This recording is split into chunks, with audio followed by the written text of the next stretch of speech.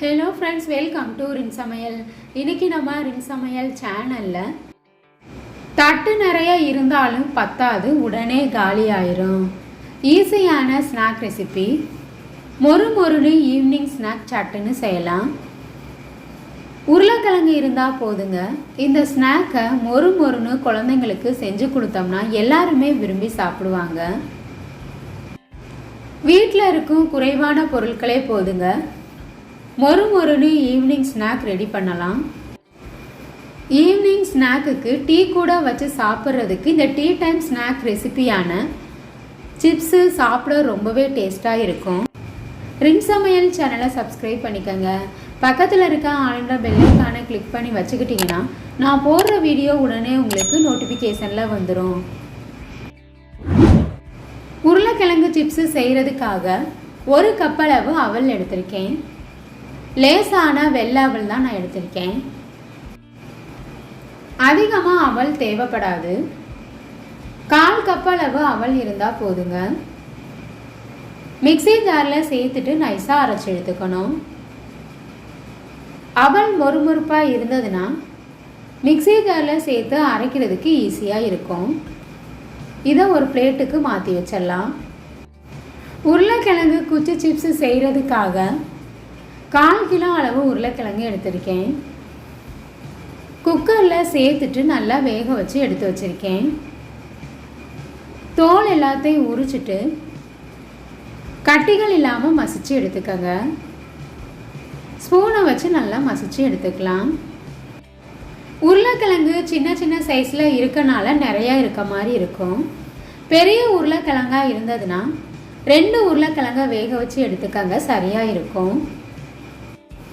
உருளைக்கிழங்க வேக வச்சு செய்யும்போது சிப்ஸு சாப்பிட்றதுக்கு ரொம்பவே டேஸ்ட்டாக மொறுமொறுப்பாகவும் இருக்கும்.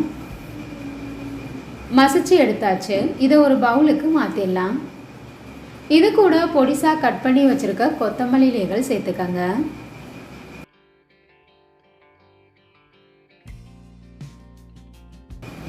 தேவையான அளவு உப்பு, காரத்துக்கு தகுந்த மாதிரி மிளகாய்த்தூள் சேர்த்துக்கங்க. நான் 1/2 ஸ்பூன் அளவு மட்டும் சேர்த்துருக்கேன். இது கூட 1/2 ஸ்பூன் அளவு மிளகுத்தூள் சேர்த்துக்கங்க. ஏற்கனவே நம்ம நைஸாக அரைச்சி வச்சுருக்க அவல் பொடியையும் சேர்த்துக்கணும். 1/4 கப் அளவு அவலை மிக்ஸி ஜாரில் சேர்த்து நைஸாக அரைச்சி வச்சுருந்தேன். இந்த அவல் பவுடர் 4 ஸ்பூன் அளவு இருக்கும். தண்ணி எதுவும் சேர்க்க தேவையில்லை. உருளைக்கிழங்குல இருக்க ஈரப்பதமே அவல் சேர்த்து பிசைகிறதுக்கு சரியாக இருக்கும். கெட்டியான பதத்தில் இருந்தால் தான் சிப்ஸு மொறுமொறுப்பாக வரும். நல்லா பிசைஞ்சாச்சு. மூடி போட்டு 10 நிமிஷத்துக்கு அப்படியே வச்சுருங்க. இந்த மாதிரி 10 நிமிஷம் மூடி போட்டு வைக்கும்போது அவல் நல்லா ஊறிடும். இது கூட 1/4 கப் அளவு அரிசி மாவு சேர்த்துக்கங்க. அரிசி மாவு சேர்த்து செய்யும்போது மொறுமொறுன்னு இருக்கும். நல்லா பிசைஞ்சிடணும். இப்போவும் நம்ம தண்ணி சேர்க்க தேவையில்லை. தண்ணி சேர்க்காமலே பிசைஞ்சோம்னா சரியாக இருக்கும். சிப்ஸு செய்கிறதுக்கு எல்லா பொருட்களும் சேர்த்தாச்சு. இதுக்கு மேலே நம்ம வேறு எந்த பொருளும் சேர்க்க தேவையில்லை.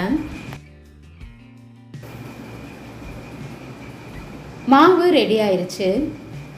கையில் ஒட்டுற மாதிரி இருந்ததுன்னா கொஞ்சமாக எண்ணெய் தடவிக்கங்க. சின்ன உருண்டையாக உருட்டி எடுத்துட்டு சப்பாத்தி கட்டையில் வச்சு ரோல் மாதிரி திரட்டிக்கங்க. 2ஆக கட் பண்ணிடணும். இதே போல் மீத இருக்க எல்லா மாவையும் ரோல் மாதிரி செஞ்சு எடுத்துக்கலாம். ரொம்ப மெலிசாக இல்லாமல் மீடியமான தடிமனில் ரோல் மாதிரி திரட்டிக்கங்க.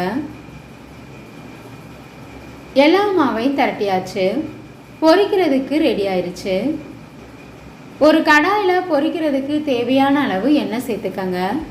எண்ணெய் சூடானதுக்கு அப்புறமா நாம் திரட்டி வச்சுருக்க ரோலை ஒன்றொன்னா எடுத்து எண்ணெயில் போட்டுடணும்.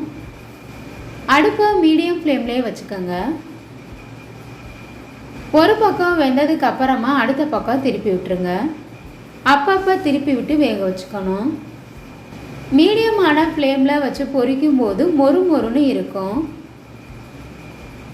எண்ணெயிலேருந்து நுர வரதெல்லாம் குறைஞ்சதுக்கு அப்புறமா வெளியில் எடுத்துடலாம். இப்போ நமக்கு மொறு மொறுன்னு உருளைக்கிழங்கு சிப்ஸு ரெடி ஆயிடுச்சு. இந்த உருளைக்கிழங்கு சிப்ஸு உங்களுக்கு பிடிச்சிருந்ததுன்னா ரின் சமையல் சேனலை சப்ஸ்கிரைப் பண்ணிக்கோங்க ஃப்ரெண்ட்ஸ். ஸ்நாக் ரெசிபி உங்களுக்கு பிடிச்சிருந்ததுன்னா மறக்காமல் ஒரு லைக் கொடுங்க ஃப்ரெண்ட்ஸ். கமெண்ட் பண்ணுங்கள், ஷேர் பண்ணுங்கள். பக்கத்தில் இருக்க ஆளுன்ற பெல் ஐகானை கிளிக் பண்ணி வச்சுக்கிட்டிங்கன்னா நான் போடுற வீடியோ உடனே உங்களுக்கு நோட்டிஃபிகேஷனில் வந்துடும். Thank you friends.